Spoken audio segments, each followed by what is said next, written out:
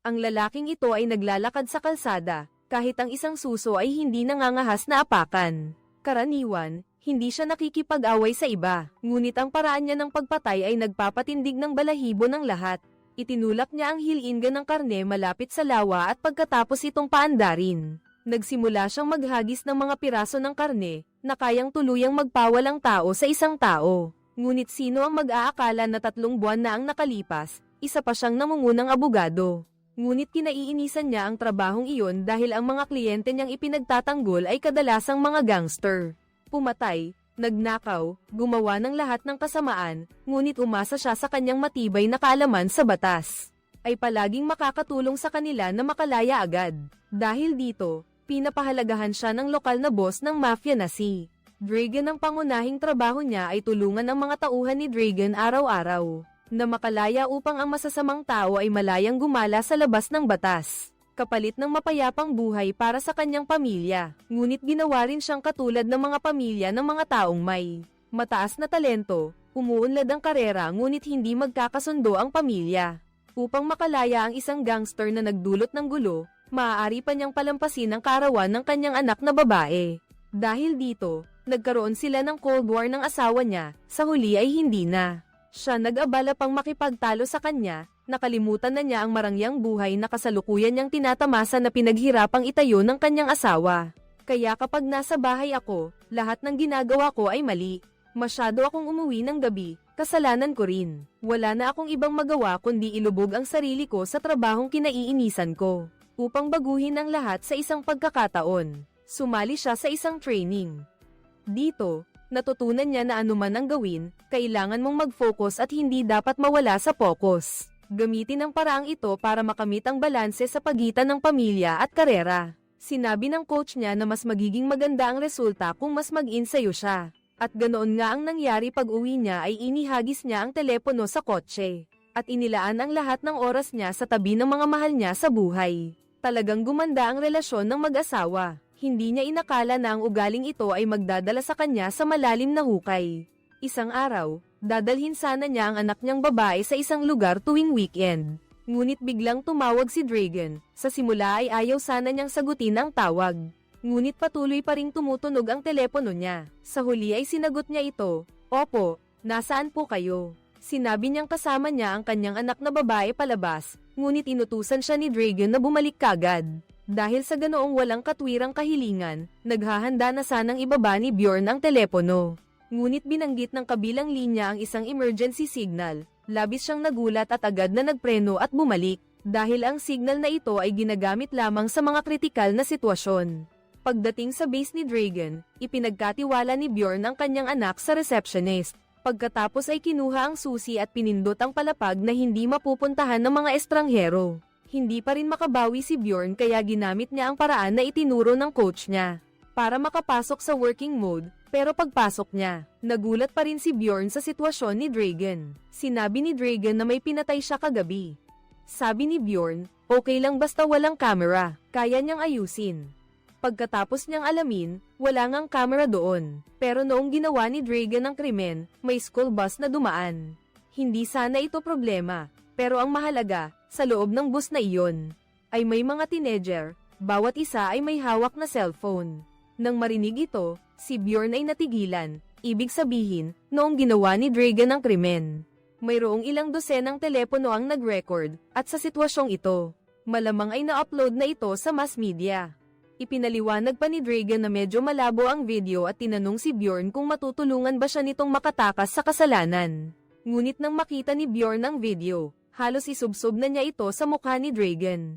Hindi maintindihan ni Bjorn kung paanong ang katalinuhan ni Dragon ay naging isang boss. Ngayon, dalawa na lang ang pagpipilian ni Dragon. Una, ang umamin sa sarili. Ngunit sa kasalukuyang sitwasyon, ang pinakamagaan ay makulong ng ilang dekada.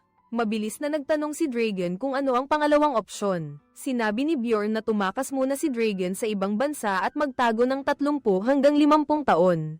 Pagkatapos ng gulo ay bumalik ka lang, biro ko lang iyon, ano ba yan? Ngayon ay hindi ka pa makakalabas sa gusaling ito. Nasa lahat ng dako ang pulis, naalala ni Dragon na dinala ni Bjorn ang kanyang anak, kaya gusto niyang tulungan siya ni Bjorn at ng anak nito na makatakas. para makatakas siya sa lungsod na nakatago sa trunk ng kotse. Ay makakatakas na siya, hindi kailanman papayag si Bjorn na ilagay sa panganib ang kanyang anak. Kasama ko, hindi ko inakala na biglang magbabago ng isip si Dragon. Binigyan din niya si Bjorn ng dalawang pagpipilian, una, ilabas siya, o pangalawa, mamatay dito si Bjorn at ang kanyang ama. Doon lang nakita ni Bjorn ang kanyang tunay na katayuan. Pala, sa paningin ni Dragon, isa lamang siyang bagay, na maaaring isakripisyo anumang oras, isang pagbabago na mahirap mapansin ang nangyari sa kanyang kalooban. At mula noon, dinala siya nito sa bingit ng pagkakasala. Pagkatapos niyang ayusin ang kanyang damdamin, sinalubong niya ang kanyang anak na babae. Itinabi ang lahat ng pag-aalala at bumalik sa masayang pakikipaglaro sa anak. Pagkatapos ay ipinasok niya si Dragon sa trunk at buong tapang na pinaandar ang sasakyan palayo sa kumpanya. Ang sitwasyon sa labas ay tugma sa inaasahan. May pulis na naghihintay na rito mula pa kanina. Nakita mo na ba si Dragon? Oo, nasa trunk siya ngayon. Sinabi ni Bjorn na ang anak niya ang nakaupo sa passenger seat kaya syempre kailangan niyang ilagay si Dragon sa trunk. Sinabi niya ang totoo pero inakala ng pulis na nagbibiro lang kaya pinayagan si Bjorn na umalis. Pagkatapos ay dumiretso si Bjorn sa pupuntahan niya at akmang ibababa na sana si Dragon. Ngunit bigla niyang naalala na nangako siyang makikipaglaro sa anak niya ngayon. Kung pakakawalan ko si Dragon, siguradong gagawin niya akong ganito at ganyan. Naaalala ko ang itinuro ng coach sa training. Ang pagiging mapagmatsyag ay ang pagpilit sa sarili na gawin ang ayaw mo. Tanging sa ganitong paraan lang siya magiging malaya. Naalala niya ang dating ugali ni Dragon sa kanya. Biglang nagkamalay si Bjorn, ngayon gagawin lang ni Bjorn ang gusto niyang gawin. Iyon ay ang magkaroon ng masayang weekend kasama ang kanyang anak na babae. Tungkol naman kay Dragon, maaari ko lang siyang iwan sa trunk ng kotse na nagpupumiglas. Ang temperatura ngayon ay perpekto para maglaro sa dalampasigan. Ngunit sa loob ng trunk ay iba, sa loob lang ng isang oras ay aabot sa 57 degrees ang temperatura. Pagkatapos ay pagpapawisan si Dragon para mapanatili ang kanyang body temperature sa stable level. Pagkatapos ay magdi-dilate ang mga ugat sa ilalim ng balat. Sa maikling panahon ay ayos lang, ngunit kung mananatili siya sa ganitong estado ng masyadong matagal, ang cardiovascular system ay babagsak na haantong sa kamatayan. Mula nang dumalo sa mindfulness training, natagpuan ni Bjorn ang perpektong balanse. Sa pagitan ng pamilya at karera, ang weekend ay oras ng kasiyahan niya at ng pamilya. Ang pagliligtas kay Dragon ay bahagi ng trabaho, ngayon ay ika-4 na weekend na. Sino ang nauna o nahuli? Hindi na kailangang sabihin, alam na ng lahat. Kinaumagahan, naghahanda ng umuwi ang mag-ama. Ngunit pagkasakay pa lang sa sasakyan, naamoy ni Bjorn ang mabahong amoy. Tay, anong kakaibang amoy yan? Tanong ni Bjorn. Sinabi niyang trabaho iyon ng tatay niya. Uuwi muna tayo. Pagkatapos ay aayusin ko yan. Ngunit habang natutulog ang anak niya, binuksan niya ang telepono. Hindi mabilang ang dami ng mensahe at tawag na natanggap niya. May galing sa pulis at mayroon ding galing sa mga kriminal. Ngunit ang laman ay puro pagtatanong kay Dragon. Hindi ito pinansin ni Bjorn at mahinahon niyang inuwi ang kanyang anak.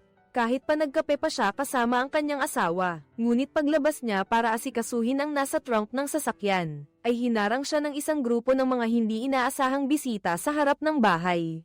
Ang kausap niya ay ang kanang kamay ni Dragon. Tinanong siya nito kung saan dinala ni Bjorn si Dragon. Sinabi ni Bjorn na dinala niya ito sa ligtas na lugar. Ngunit hindi pinayagan ni Dragon si Bjorn na ibunyag ang kanyang kinaroroonan, kaya makatwiran lang na hindi sinasagot ni Bjorn ang telepono. Ngunit sa sandaling iyon, naamoy ng kanang kamay ni Dragon ang mabahong amoy sa loob ng sasakyan.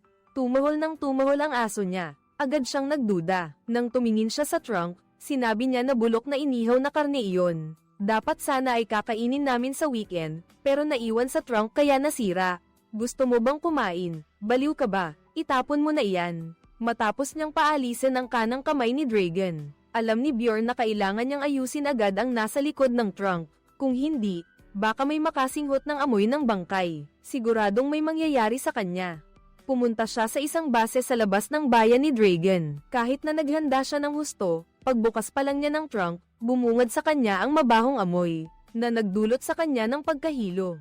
Sinubukan niyang pigilan ang pagduduwal sa kanyang kalooban. Isinuot ni Bjorn ang guwantes, ngunit sa unang hakbang pa lang ay nahirapan na siya.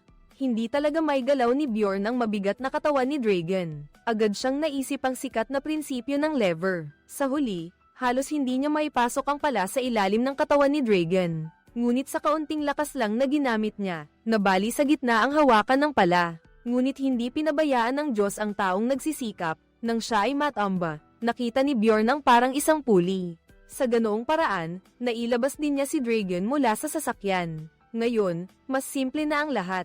Naglatag siya ng isang tarpaulin sa lupa, hinubad niya ang kanyang damit at nagsuot ng isang kumpletong rainsuit. Panghuli, nagtayo siya ng isang simpleng tolda para sa posibleng pagtalsik ng dugo at laman.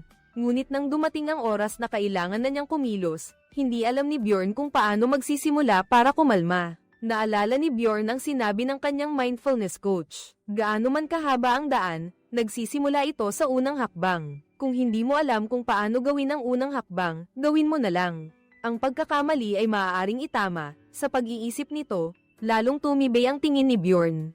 Kinuha niya ang lag-ari at ibinaba. Sa unang pagkakataon ay baka hindi pa siya sanay. Ngunit sa pangalawa at pangatlong beses, masasanay na siya. Sa huli, ginamit ni Bjorn ang hilinga ng karne upang sirain ang ebidensya. Lahat ng kanyang kasamaan ay mawawala sa ilalim ng lawa. Ngunit biglang may naalala si Bjorn at mabilis na pinatay ang makina. Ang hinlalaki at ang singsing sa kamay ni Dragon ay may silbi pa. Ito ang mahalaga para sa pagpirma ni Dragon ng autorisasyon at iba't ibang kontrata. Sa dalawang bagay na ito, maaari niyang utusan ang lahat. Sa ngalan ni Dragon, pagkatapos niyang ayusin ang lahat, sinimulan ni Bjorn na burahin ang mga bakas. Ang dapat labhan, labhan. Ang dapat sunugin, sunugin. Pagkatapos ng gabing ito, siya ay magiging isang tao na nasa ilalim ng isa ngunit higit sa lahat. Naramdaman ni Bjorn na napakaganda ng kanyang buhay. Ngunit hindi pa siya nakakatuwa nang matagal nang may dumating na uwak na naamoy ang dugo. Tinarget nito ang dalawang naputol na daliri ni Dragon. Ito ay mahalaga at hindi maaaring mawala. Ngunit habang nagmamadali si Bjorn na abutin ang uwak, huli na ang lahat. Hindi niya alam na dahil sa kapabayaan niya ngayon, maraming problema ang kakaharapin niya. Malaki na ang anak ni Bjorn pero hindi pa nakakapag-kindergarten. Gustong malaman ng asawa ni Bjorn ang dahilan kaya nagpadala ng abiso ang principal. Sinasabing ang dahilan ay dahil ipinagtanggol ni Bjorn, ang gangster na si Dragon, at gusto pa nitong sirain ang kindergarten at gawin itong bahay aliwan. Hinihiling ng asawa ni Bjorn na humanap si Bjorn ng paraan para makabawi sa paaralan. May 3 araw ka, 1, ayusin mo ito, 2, aalis ako. Gulo-gulo ang isip ni Bjorn dahil 1 araw pa lang ang nakalipas mula nang patayin niya si Dragon. Ngayon, isang maliit na kindergarten pa ang nagdudulot ng gulo. Mukhang napakahirap maging mabuting tao, mabuti na lang at mayroon pa siyang nakahandang paraan. Nang sunugin niya ang bangkay ni Dragon, kinuha niya ang hinlalaki at ang singsing. Sa dalawang bagay na ito, maaari niyang utusan ang mga gangster. Kaya gumawa siya ng peking utos at ibinigay kay Sasha. Ang tauhan ni Dragon ay medyo naguluhan nang makita ang utos ng boss. Hindi nila inaasahan na sasabihin ng boss na bilhin nila ang kindergarten at patakbuhin ito ng maayos gaya ng dati. Ngunit nang pag-isipan ko ulit, mukhang makatwiran naman. Baka pagkatapos tumakas, gusto ni Dragon na gumawa ng isang bagay para sumikat ang gang. Nangako si Sasha na tatapusin ang misyon, at pinaalalahanan din ni Sasha si Bjorn. May nagtangkang mag-setup ng patibong kay Dragon sa parking lot noong araw na iyon. Sino ang makikinabang kung mamatay kaming dalawa ni Dragon? Tony. Si Tony ang kanang kamay ni Dragon, kung may mangyari kay Dragon. Siya ang pinakamalaking makikinabang para malaman kung masaya ba si Tony o hindi. Nakaisip si Bjorn ng paraang parehong panalo. Sinasadya niyang ibigay ang lokasyon ni Dragon kay Tony, para makita kung ano ang magiging reaksyon nito, pero sa totoo lang, ang address na ito ay sa receptionist na nagtatrabaho sa dating law firm. Ang receptionist na iyon ay laging nakikipag-away kay Bjorn. Kapag may oras siya, isusumbong niya si Bjorn sa boss, kaya napilitan si Bjorn na magretiro ng maaga noong bata pa siya. Ngayong may ganitong pagkakataon, siguradong hindi makakalimutan ni Bjorn kung paano siya tinrato ng receptionist. Ilang minuto ang lumipas, isang grupo ng mga armadong pulis na espesyal na unit ang sumugod sa apartment. Ngunit nang binuksan nila ang pinto gamit ang martilyo, isang granada ang lumipad mula sa bintana. Ang tanawin ay lubhang kakilakilabot ng mabalitaan ni Bjorn na si Tony ang tiyak na gumawa nito. Kung hindi, paano magiging ganoon ang pagkakataon? Ngunit nang lumabas siya ay hinarang siya ni Tony. Sa isang biro na nagpasiklab sa kanya, agad niyang tinanong kung nasaan si Dragon.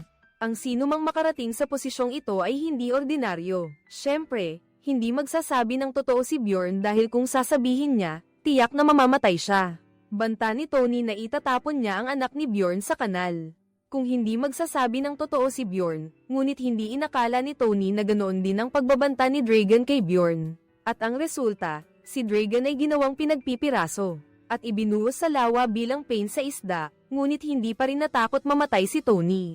Ngunit ngayon, si Dragon na lang ang tanging maibibigay ni Bjorn bilang panangga. Sinabi ni Bjorn, kung kaya kong dalhin si Dragon, kaya ko rin siyang ibalik, kung sakaling malaman ni Dragon na ang kanyang kinatawan ay binyantaan. Sa tingin mo ba, papatawarin ka ni Dragon, isang salita lang, ay nagpabalik sa balanse sa kung anong paraan ang relasyon ninyong dalawa. Pero hindi basta-basta si Tony, Bjorn. Kung patay na si Dragon, siguradong patay na rin ako. Alam ni Bjorn na kailangan niyang mag-ingat sa mga susunod. Halimbawa, ang itim na kotse na ginamit niya para mamatay sa asphyxiation si Dragon. Huwag mo itong gamitin maliban kung talagang kailangan, at pati na rin ang natitirang hinlalaki. Kahit ilagay mo sa refrigerator, hindi ito tatagal ng matagal. Para magamit ang hinlalaki ni Dragon magpakailanman. Pinuno niya ng pandikit ang garapon pagkatapos ay ipinasok niya ang kanyang hinlalaki. Mukha itong inihaw na sausage pagkatapos itong patuyuin ng paulit-ulit. Kinuha niya ito, pagkatapos ay pinahiran ulit ng pandikit. Pinatuyo ulit, pagkatapos makumpleto, kinuha ito ni Bjorn para subukan. Napakatotoo nito. Nais sanang magpahinga ni Bjorn sandali nang makatanggap siya ng mensahe mula sa isang maliit na pinuno ng gang. Inimbitahan siya ng kabilang panig na magkita sa kagubatan, dahil may kagyat na nangyari, nagmadali si Bjorn papunta sa tagpuan. Ngunit ang lugar na ito ay napapalibutan na ng pulisya, walang makapasok o makalabas. Ang pinuno ay nasa gitna ng dugurin, ang lahat ay tila napakakaiba. Nakita ni Police Edmund si Bjorn dahil si Bjorn ang abogado ni Dragon.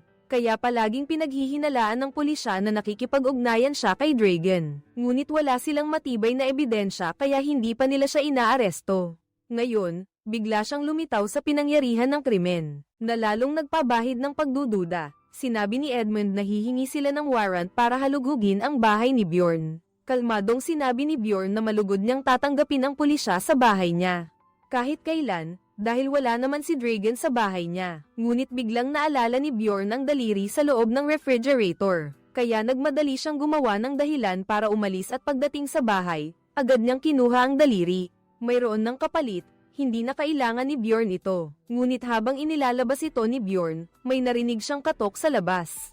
Pagkatapos makinig ng mabuti, nalaman niyang si Tony pala iyon. Sa gitna ng kaguluhan, naisipan niyang itapon ang daliri sa inidoro. Ngunit hindi ito tinangay ng pag-flush, kaya wala nang ibang magawa si Bjorn kundi kunin ito. Sa sandaling iyon, nawalan na ng pasensya si Tony at sinira ang pinto para makapasok. Hindi nakasagot si Bjorn at napilitan na lang niyang ipasok ang daliri sa bulsa ng kanyang pantalon. Ang mga bakas ng tubig sa kanyang pantalon ay kitang-kita. Si Bjorn ay nagkunwaring kalmado habang nakatayo at nagpo-pose. Ang layunin ni Tony ay simple, ang hanapin ang kinaroroonan ni Boss Dragon. Kapag napatay na niya si Dragon, saka lang talaga magiging boss si Tony. Pagkasabi nito ay pinakawalan na niya ang aso. Habang papalapit ang aso, naghagis si Ren ng pagkain para dito. Paglabas, labis na nagulat si Tony, ang cute ng aso. Nang makita niyang naamo na ang kanyang aso, nahiya si Tony. Binigyan niya si Bjorn ng 3 araw para ibunyag ang kinaroroonan ni Dragon. Kung hindi, mamamatay si Bjorn. Sa huli ay pansamantalang nakatakas si Bjorn. Ngunit hindi niya alam na ang daliri kanina ay kinagat ng uwak. Lumitaw sa isang panlabas na restaurant, natukoy ng pulisya na iyon ay daliri ni Dragon. At may malinaw na marka ng kagat ng ibon doon. Mukhang hindi lang natin kailangang hanapin si Dragon, kundi pati na rin ang pumatay sa kanya. Ang lalaking ito ay dinukot. Ngunit hindi siya lumaban, sa halip ay masunerang inabot ang kanyang kamay para atali. Dahil alam niyang kahit tumakas siya, hindi rin siya makakatakas. Dati niyang pinagpira-piraso si Dragon. At inihulog sa lawa gamit ang kanyang mga daliri para gumawa ng pekeng utos. Sa wakas, dumating ang karma, binisita si Boris, ang pinuno ng sindikato ng mga Ruso. Dati siyang nakipagtulungan kay Dragon para kumita ng malaking pera. Ngayong alam niyang may nangyari kay Dragon, pumunta siya kay Bjorn para bawiin ang tao. Buti na lang at dumaan si Bjorn sa mindfulness training. Siya ay nanatiling kalmado. Kahit pinunapan niya ang pagkain sa harap mismo ni Boris, mukha siyang lasing na nagsuka sa plato. Pagkatapos marinig iyon, umiling si Sasha. Hindi niya inakala na talagang nagustuhan ni Boris ang pagkatao ni Bjorn. Kumpara sa mga mahihina at duwag, mas gusto ni Boris ang mga taong matapang na nagsasabi ng totoo. At sinamantala ni Bjorn ang maikling panahon para mag-isip. Sa wakas ay nakaisip siya ng paraan para harapin sina Bjorn at Dragon na hinahabol ng pulisya. Kaya't nagtago sila sa ilalim ng lupa at hindi ito kasinungalingan. Talagang nagtago siya sa ilalim ng lupa kahit hindi siya buong buo sa ilalim ng lupa, at tungkol sa hindi pagkakaunawaan. Na pinatay ni Dragon ang tauhan ng boss mo noon, lahat ay dahil sa isang traidor. Mayroong nag-uudyok sa atin para magkaroon ng hidwaan at mag-away. Kung sino ang taong iyon ay alam ko ngunit wala pa akong matibay na ebidensya. Sa huli, mas gaman ang mukha ni Boris. Ngunit hindi siya maaaring umalis ng walang kabuluhan. Binigyan niya si Bjorn ng 4 na araw para hanapin ang especially iya. Kung gayon, tapos na ang usaping ito. Kung hindi niya gugustuhing pumatay pa ng isa pang abogado. Siguraduhin mong hindi ito ang huling 4 na araw, na mabubuhay ka sa mundong ito pagkatapos mong magkaroon ng bagong buhay.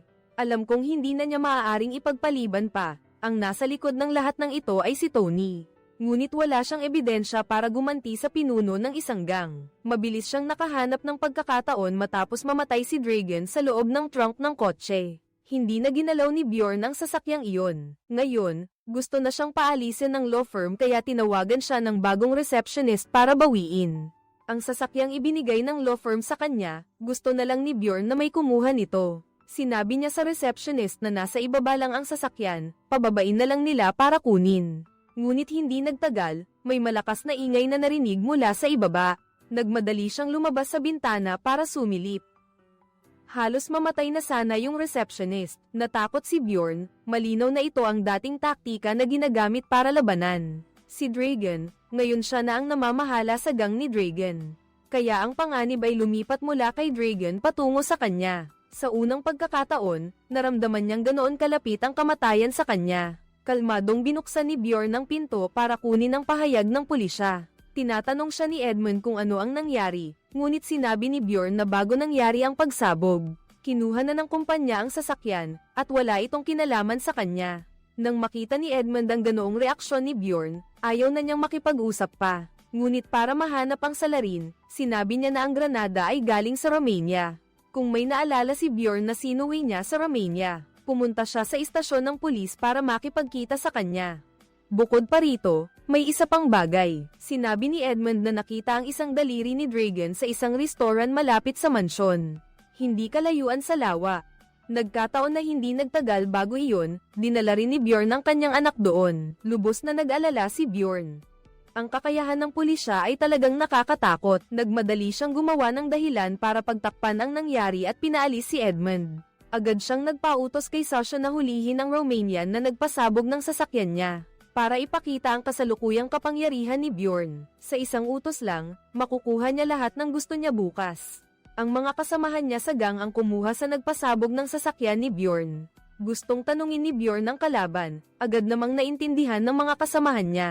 Dinala nila ang kalaban sa interrogation room sa basement. Ikabit ang electric box at buhusan ng isang timba ng malamig na tubig ang ulo niya. Pagkatapos kong ihanda ang lahat, magtatanong ako ng mabilis ng ilang katanungan. Ang pinakamainam ay sumagot ka rin ng mabilis, huwag kang mangarap na magkamali sa sagot. Ako si Malta Bjorn, tinanong ka ulit kung ano ang relasyon ninyo ni Tony. Kunwari hindi alam ni Malta. Pagkatapos ay patuloy na tumaas ang kuryente, nagmadali siyang magsalita na siya ang espesyalista sa paglilinis ng mga gawa ni Tony. Hindi ko alam kung nasira ba ang utak niya dahil sa kuryente. Inamin din niya ang tungkol sa pagpatay kay Boss Dragon. Para makuha ni Tony ang kapangyarihan, inamin din niya ang lahat tungkol sa paghagis ng granada noong nakaraan. Pati ang pagsabog ng sasakyan ni Bjorn sa pagkakataong ito ay utos din ni Tony. Sayang lang, hindi ka nakasakay sa sasakyan. Sige, bakit mo ako sinasaksak ng kuryente? Pagkatapos, ang kuryente ay pumasok muli sa kanyang katawan. Sinabi niya ang lahat tungkol sa pagkakaroon ng especially iya sa pulisya. Nang malaman na ang especially iya ay si Moller Bjorn, inutusan niya ang kanyang mga tauhan na hayaan siyang mabuhay. Ikulong siya para sa paglantad sa kasalanan ni Tony sa hinaharap. Sige, boss, ang kwentong ito ay labis na nagulat kay Bjorn. Hindi nakapagtataka na sa mundong ito, lahat ay naglalaban hanggang kamatayan para sa kapangyarihan. Dahil halos walang makakatanggi sa pang-aakit nito. Tumaas ang aura ng isang nakatataas ngunit hindi pa siya nakakatuwa ng matagal. Si Boris ay lumapit sa kanya. Sa pagkakataong ito, si Boris ay dumating upang magdagdag ng isang karagdagang kondisyon. Kung mahahanap ni Bjorn ang especially iya, gusto niyang makita si Dragon. Sa pagkakataong ito, hindi na naman alam ni Bjorn kung ano ang gagawin. Si Dragon ay ginawang pira-piraso na pagkain ng isda, saan siya kukuha ng isang buhay na dragon para makita ni Boris. Nang magtangkang magbigay ng dahilan si Bjorn para tumanggi, hindi pumayag si Boris. Bigyan mo siya ng pagkakataon at sabihin mo sa kanya na 3 araw na lang. Sa oras na iyon, ako mismo ang papatay sa especially iya. At pupuntahan ng kanyang matalik na kaibigan na si Bjorn ay labis na nag-aalala. Kung patuloy kayong aabuso sa inyong kapangyarihan, huwag ninyo siyang sisihin sa pagiging malupit, mukhang ang daan niya para maging pinuno, ay tiyak na mapupuno ng sariwang dugo, isang maliit na empleyado ng law firm ang biglang naging boss ng sindikato, madali niyang nalulutas ang anumang problema. Sa unang pagkakataon, naramdaman niya ang kagalakan na dulot ng kapangyarihan. Upang patibayin ang kanyang posisyon, ginamit niya ang pekeng daliri ni Dragon para gumawa ng pekeng utos. Upang tipunin ang mga pinuno ng gang para sa isang pagpupulong ngayong gabi. Ang lugar ng pagpupulong ay ang daycare center na kakatapos lang nilang bilhin. Bago ang pagpupulong, masusing nag-imbestiga si Bjorn. Tungkol sa mga pinuno ng gang, ang mga pangunahing tauhan ay sina Walter, na namamahala sa mga armas at militar. Si Kala, dating prostitute at namamahala sa prostitusyon, at si Stanley, ang taong kayang mag-smuggle ng kahit ano, at itong matigas ang ulo na si Tony. At sa huli ay si Sasha, ang kanang kamay ni Dragon, na isang abogado. Alam na alam ni Bjorn kung paano pasayahin ang mga tao, naglabas siya ng mga baon na inihanda na, para mapuno ang tiyan ng lahat. Dapat ninyong malaman na dati, si Dragon kapag nagpupulong, ay patuloy na pagmumurahin sila. Ito ang unang pagkakataon na tinrato sila ng ganito, at napakasimple ng layunin ni Bjorn. Dito, si Tony lang, ang tanging nasa likod, ni Dragon, ang pinakamalaking banta sa kanya. Ang pagpupulong na ito ay para ihiwalay ng ibang pinuno si Tony. Ang baon na dinala ni Bjorn, siguradong hindi kakainin ni Tony at hindi sinasadya, ay nakabuo ng hadlang sa pagitan ng ibang mga pinuno. Pagkatapos kumain ng busog, inihayag ni Bjorn ang utos. Ang utos sa pagbabago ng tauhan ni Dragon ay si Sasha ang itinalaga bilang punong guro ng kindergarten. Nangangahulugan din ito na palihim na ibinigay kay Sasha, ang isang bahagi ng ari-arian, at si Bjorn ay magpapatuloy bilang abogado at kinatawan ni Dragon. Ang iba ay magpapatuloy sa kanilang trabaho gaya ng dati, at maghihintay ng susunod na anunsyo, ngunit ito ay nagdulot ng hindi pagkakalugod kay Tony. Kumuha siya ng isang larawan, kung saan makikita ang hinlalaki at singsing ni Dragon. Lahat ay sabay-sabay na napatingin kay Bjorn. Kung talagang napatay si Dragon, ang ginagawa ni Bjorn ngayon ay pandaraya. Siya ang magiging target ng lahat. Hindi inaasahan, agad na naisipan ni Bjorn. Ito ang butas na sadyang ipinakita ni Dragon sa pulisya. Ang pinakamahusay na paraan para makatakas sa warrant of arrest ay ang magpanggap na patay. Ang mga salitang ito ay maaaring makalinlang sa iba ngunit hindi kay Sasha. Bilang pinagkakatiwala ang kasamahan ng boss, alam agad ni Sasha na totoo ang daliring iyon. Ngunit hindi niya agad ibinunyag si Bjorn. Ang palusot ni Bjorn ay nagpagalit kay Tony. Inutusan niya si Bjorn na magbigay ng ebidensya para patunayan ito. Buhay pa si Dragon kung hindi, sa susunod na linggo ay unang linggo na ng pagkamatay ni Bjorn. Lubhang naguluhan si Bjorn kahit gaano pa kabilis ang dila niya. Hindi niya mapapatunayan na buhay pa ang isang patay. Maaari kong patunayan na tumawag sa akin si Dragon kaninang umaga. Paalala ni Tony kay Sasha na huwag magsalita ng basta-basta, ibig mo bang sabihin nagsisinungaling ako? Nang makita ni Tony na pinagtatanggol ni Sasha si Bjorn at narito rin ang maraming pinuno ng gang, napilitan na lang itong palampasin ni Tony pagkaalis niya. Doon lang sinabi ni Bjorn ang tunay na nilalaman ng pulong ngayong araw. Ipinakita niya sa lahat ang isang video bilang patunay ng ambisyon ni Tony. Ngayon, inutusan ng pinuno ng sindikatong Russo si Bjorn na hanapin ang traidor. Magbigay ng sagot para sa magkabilang panig. Tungkol naman sa kung paano haharapin si Tony, kailangan ng pangmatagalang plano. Nang gabing iyon, Habang walang tao sa paligid, sinabi ni Sasha kay Bjorn ang sikretong matagal na niyang itinatago. Sinabi niya na totoo ang tungkol sa isa pang kamay, ngunit hindi niya ito sasabihin. Dahil alam kong mas matalino ka kaysa kay Dragon at kaya mo kaming mapabuti. Bago pa man ito matuklasan, kakampi mo ako. Mukhang ibinigay ni Bjorn ang negosyo ng daycare kay Sasha, ay isang ganap na tamang desisyon, ang nakatakdang kahihinatnan. Gamit ang mindfulness practice para suriin ang panloob at panlabas na sitwasyon. Hanggang, sa pag-iisip lang nila mahahanap ang paraan para lutasin ito. Ang una ay si Tony, ang taong ito ay may malaking ambisyon para sa posisyon ng pinuno ng gang. Kung magkakaroon ng pagkakataon, kailangan siyang patayin. Kasunod ay ang pinuno ng gang ng Russia na si Boris, kung mabunyag ang nangyari kay Bjorn. Tiyak na si Boris ang unang papatay kay Bjorn. Kaya kung may pagkakataon, kailangan nating ibaba si Boris sa lupa. Yung assassin na iyon, kahit hindi na namin asikasuhin, isa lang siyang tau-tauhan, walang dapat ipag-alala. Tungkol sa pulis na si Edmund, hindi ko alam kung gaano kalaki ang hidwaan ni na Bjorn at niya. Pero sa ngayon, ayaw pa ni Bjorn na saktan ng pulis. Ang pulis na nagtatrabaho para kay Tony, kung maaari, dapat bigyan din ng tiket papuntang langit. Sa simpleng pag-iisip pa lang, marami nang kailangang patayin. Baka dapat ko silang lahat patayin, pero ang pinakanatakutan ni Bjorn ay nangyari pa rin. Pag-uwi niya, nakita niyang nakabukas ng bahagya ang pinto ng bahay niya. Pagpasok ko, nakita ko si Tony na nakaupo sa sofa, may ginagawa, at nang mas tignan ko ang hawak ni Tony, ay ang selyo na ginagaya ang hinlalaki ni Dragon, at nalaman na ni Tony na ginagamit ito ni Bjorn para kontrolin ang gang. Wala nang nagawa si Bjorn kundi ipaliwanag na nagkasundo na sila ni Dragon tungkol dito. Para mapadali ang pagpirma ng mga utos ni Dragon dahil mahigpit na silang binabantayan ng pulisya ngayon. Siyempre, hindi naniwala si Tony sa mga walang kwentang paliwanag na iyon. Agad niyang pinatumba si Bjorn at naghintay hanggang sumikat ang araw. Ihahantad niya sa harap ng mga pinuno ang kasinungalingan ni Bjorn. Pagkagising, alam ni Bjorn na hindi siya maaaring umupo at maghintay mamatay. Sa sandaling ito, aksidenteng natuklasan niya na nasa bulsa pa rin ang telepono. Nagmadali siyang tinawagan si Siri kahit na nakabara ang bibig. Ngunit alam pa rin ni Siri ng eksakto kung ano ang gustong sabihin ni Bjorn. Sa kabilang banda, nakatanggap ng tawag si Sasha at narinig ang mahinang boses sa kabilang linya. Nang hindi malinaw, napagtanto niyang may nangyayari kaya nagmadaling pumunta para iligtas siya.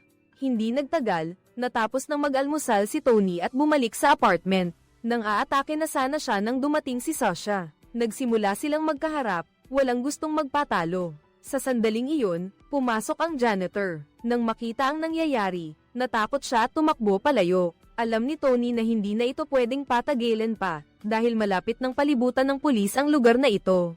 Kaya't bumitaw muna siya at sumuko, ngunit tiyak na hindi niya ito palalampasin.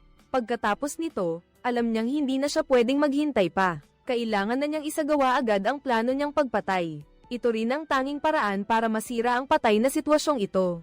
Ang mga sindikato ay malapit nang sumailalim sa isang malaking reforma. Ngunit ang susi para talunin si Tony ay ang pakikipagsabuatan ng pulisya sa kanya, Moeller. Ngayon alam na niya na nakikinig sila sa kanyang telepono. Kaya nagpanggap siyang tumawag kay Sasha at sinabing gusto niyang hanapin si Tony. Sinabi ni Sasha na nasa hotel si Tony kasama ang asawa niya, Moeller. Paglabas niya, sasabihin ni Sasha kay Bjorn, pagkatapos ay tahimik nilang ibababa ang telepono. Binabantayan ni Moeller si Bjorn, hindi na siya makakaupo ng mahinahon. Agad siyang tumakbo papunta sa hotel at nakita nga niya ang sasakyan ng asawa niya doon. Agad na pumasok si Moeller sa hotel at nakita niya ang underwear na ibinigay niya na nakasabit sa pinto. Agad na nabaliw si Moeller. Binigyan ni Moeller ng 3 minuto ang 2 tao sa loob para lumabas. Kung hindi, huwag siyang sisihin. Sa totoo lang, ang speaker lang sa loob ng kwarto ang naghihintay na mahulog si Moeller sa bitag. Nang makita niyang ayaw lumabas ng kabilang panig, tuluyan nang nawala sa sarili si Moeller. Inilabas niya ang baril at pinaputukan ang pinto hanggang maubos ang bala, ngunit nang bumukas ang pinto, isang lalaki at isang babaeng estranghero ang nasa kama. Malaking gulo na ito ngayon. Si Moeller ay nag-iisip kung paano ito aayusin. Ang dalawang nagtatago sa likod ng pinto ay kusang lumabas. Dapat mong malaman na ang sino mang ilegal na pumasok sa bahay ay gumagawa ng krimen. Hindi pa kasama na bago pumasok si Moeller ay naubos na niya ang bala sa baril. Bukod sa camera, mayroon ding silid na puno ng mga bala bilang ebidensya. Nakita ang pagkamangha sa mukha ni Moeller. Hindi naman pinahirapan ni Sasha si Moeller. Sinabi lang niya na kailangan lang magbigay ng ulat si Moeller kay Tony gaya ng dati. Sabihin mo kay Tony na bumaba sa basement para iligtas ang kanyang kasabwat, at parang walang nangyari. Wala nang ibang pagpipilian si Moeller. Hindi niya alam na formal nang nagwakas ang kanyang payapang buhay dito. Sa totoo lang, hindi sila nag-aalala kung gaano katagal nagtrabaho si Moeller para kay Tony. Ngunit ang taong pabago-bago ng panig tulad nito. Kinailangan nilang alisin si Bjorn at ipabalik si Moeller sa bayan. Nang makita niya ang lumang bahay na isang kanto na lang ang layo, sa wakas ay nagpabeye si Moeller, ngunit nang tumawid siya sa kalsada, ay agad siyang pinatay. Kasabay nito, bumaba si Tony sa basement para iligtas ang mga tao ayon sa sinabi ni Moeller. Nang makita niyang nakagat na ang pain, inilabas ni Bjorn ang pag-amin ng mamamatay tao. Nang marinig ni Tony na ipinagkanulo siya ng kanyang tauhan, hindi siya nagsalita. Agad niya itong sinuntok, ngunit aksidenteng napatay niya ito. Pagkatapos patayin ang saksi, naghanda nang umalis si Tony, ngunit hindi niya alam kung bakit biglang nalock ang pinto. Lahat ng nangyari ay nirecord ni Bjorn. Ang susunod na kailangan niyang gawin ay ibigay lang si Tony sa pinuno ng Russian gang, si Boris. Sa harap ng banta ni Tony, nanatiling kalmado si Bjorn. Sino ba ang matatakot sa isang patay? Mabilis silang nakarating sa lugar ng pagkikita. Nang makita niyang nahuli ang especially Iya, tinanong agad ni Boris kung nasaan si Dragon. Sinabi ni Bjorn na pagkatapos ng lahat dito, aayusin niya ang pagkikita nilang dalawa. Ngayon, unahin nating resolbahin ang traidor. Mabilis, si Tony ay nakatali na sa isang kahoy na poste na may sapat na pampasabog. Pagkatapos nilang maghanda, lumapit si Boris at hinailan ng malakas ang cable. Agad na namatay si Tony. Sanay na sila sa ganitong eksena, ngunit sa sandaling iyon, biglang may lumitaw na drone sa langit. Bumalik sa pinangyarihan ng krimen, si Bjorn ang nag-ayos nito para kay Sasha. Pagkatapos ng ilang putok, nawasak ang drone. Ngunit na-upload na ang video sa mga media channel. Kung walang mangyayaring hindi inaasahan, hinahabol na ngayon ng pulis si Boris sa buong lungsod. Nang malaman nilang may nangyari, nagplano silang maghiwa-hiwalay para tumakas. Ngunit hindi pa iyon ang lahat. Tinawag sila ni Bjorn at sinabing hindi makakatakas si Boris. Hindi ba't gusto mong makita si Dragon? Ngayon gagamitin ko ang dating paraan para makatakas ka. Hindi pa alam ng lahat na pinatay ni Bjorn si Dragon. Akala ko si Bjorn ay may karanasan sa pagpapatakas kay Dragon. Kaya nagtiwala ako kay Bjorn sa pagkakataong ito para makita si Dragon at balikan ang mga nangyari. Ginamit pa rin ni Bjorn ang dating paraan, binuksan niya ang trunk ng sasakyan. At sinabing tiyak na haharangean sila ng pulis sa daan. At mas ligtas na magtago dito kaysa sa upuan sa tabi. Sa inosenteng mukha ni Bjorn, naniwala si Boris sa kanya. Hindi alam ni Boris na sa pagkakataong ito rin ginawa ni Bjorn ang paghawak kay Dragon. Sa ganitong paraan, dinala mo ako diretso kay Dragon. Hindi pa, malapit mo nang makita si Dragon. Sa katunayan, hindi nagsisinungaling si Bjorn, pinagsama niya sina Boris at Dragon. Nasa ilalim iyon ng lawa malapit sa mansyon, dito, ang mga Ruso ay naging walang ulo na ahas. At si Bjorn ay biglang naging pinakamakapangyarihan. Hawak ang mga token ng dalawang pinuno ng mafia, at naging tagapamagitan sa pagitan ng dalawang gang. At nakuha ang lahat ng gusto niya. Ito ang buong nilalaman ng pelikulang Up Some More Than. Gusto nyo ba itong pelikula sa sukat na 10? Ilang puntos ang ibibigay ninyo sa pelikula? Ipadala ang inyong sagot sa ibaba, sa comment section, para malaman namin. Salamat sa inyong pag-aalala at panonood. Paalam at kita-kits ulit.